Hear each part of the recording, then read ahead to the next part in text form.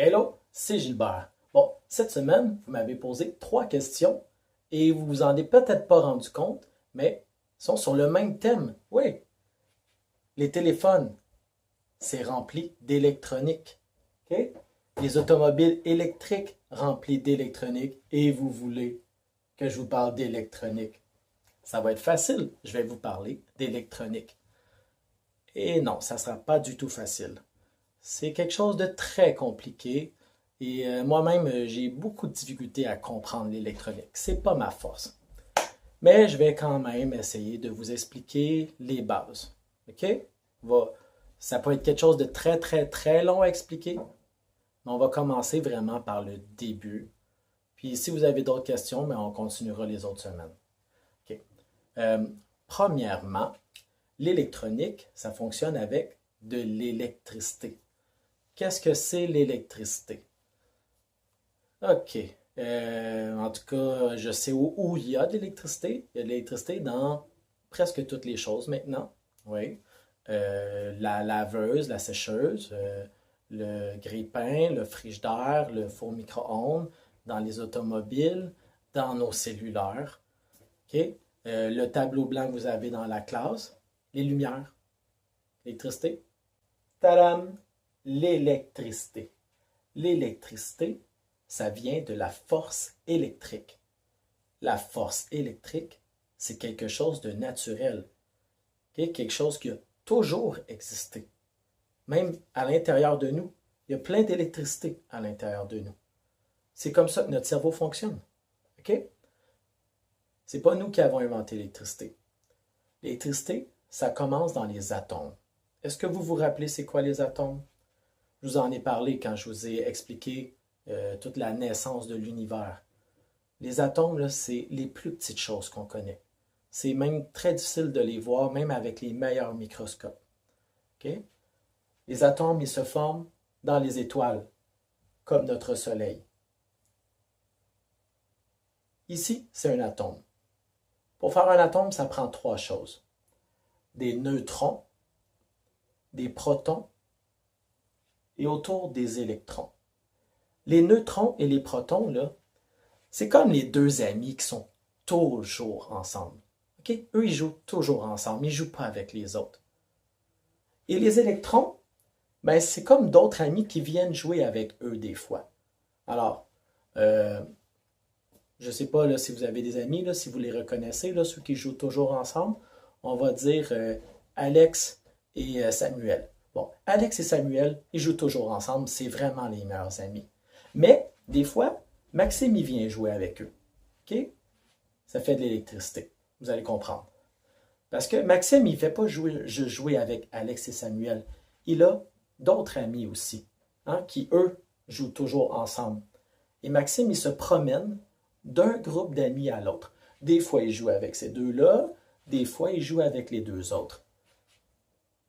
Dans les atomes, c'est la même chose. Il y en a toujours 2 au milieu qui sont toujours ensemble. Et il y a les autres, les électrons, qui changent d'amis. Okay? Et c'est ça l'électricité. C'est quand les électrons vont voir d'autres protons et d'autres neutrons. Quand ils changent d'amis, ça fait l'électricité. Maintenant, je vais vous donner un exemple de comment l'électricité va fonctionner pour, par exemple, allumer une lumière. En bas ici, on a l'interrupteur, hein? Le switch, on allume la lumière. Ici, on a le fil qui va jusqu'à la lumière. Dans notre fil, c'est plein d'atomes. Un fil, c'est fait avec des atomes, souvent de cuivre. Le cuivre, c'est une sorte de métal. OK? Alors, les atomes de métal, hein, c'est comme les amis qui sont toujours ensemble.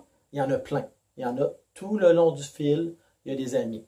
Et là, on a notre troisième ami, hein, qui aime ça aller jouer avec eux de temps en temps, puis ensuite avec les autres.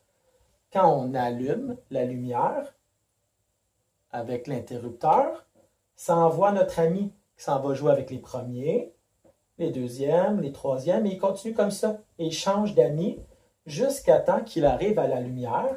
Et là, la lumière Elle éclaire parce qu'elle s'est emplie d'électricité. L'électricité qui va d'un atome à l'autre dans le fil. Maintenant que vous comprenez comment l'électricité circule dans le fil, je peux vous parler de l'électronique. L'électronique, c'est des fils. Beaucoup, beaucoup de fils. Hein? Dans un ordinateur, maintenant, les fils sont super petits parce qu'on est capable de faire ça. Okay? On est capable de faire des millions de tout petits fils, un à côté des autres. Okay? Et l'électricité circule là-dedans. Mais pas pour aller allumer des lumières. Non, pour faire des choix. Okay? Parce que au bout des fils, il y a des transistors. Les transistors, c'est des machines à faire des choix. Pas des choix compliqués. Juste oui ou non. C'est tout ce qu'un ordinateur est capable de faire. OK, ils font vraiment, vraiment très vite et ils sont capables de faire des milliards de choix par seconde. Mais c'est la seule chose qu'un ordinateur est capable de faire. Oui ou non. Il n'y a pas de peut-être, pas d'explication. Hein? C'est pour ça qu'avec un ordinateur, ça fonctionne ou ça ne fonctionne pas. C'est oui ou c'est non. Alors, ici, on a les fils électriques. OK? Alors, j'envoie mon électricité, elle arrive au premier transistor. Le transistor, on va le programmer, OK, pour dire oui ou non. C'est un peu comme un gardien devant la porte. Mettons, vous voulez aller à la ronde, embarquer dans un manège. OK? Et là, la personne qui s'occupe du manège, c'est le gardien, le transistor. Et il doit vous mesurer. Ça va être ça, lui, sa commande. Okay? Ce qu'il doit vérifier, c'est est-ce que tu es assez grand pour entrer dans ce manège-là? Toi, non, tu n'es pas assez grand. Alors, c'est non. C'est par là. Toi, tu es plus grand, c'est oui. Alors, tu prends l'autre chemin. L'électricité prend les chemins que les transistors lui permettent de prendre. Hein? Quand c'est oui d'un côté, quand c'est non de l'autre côté.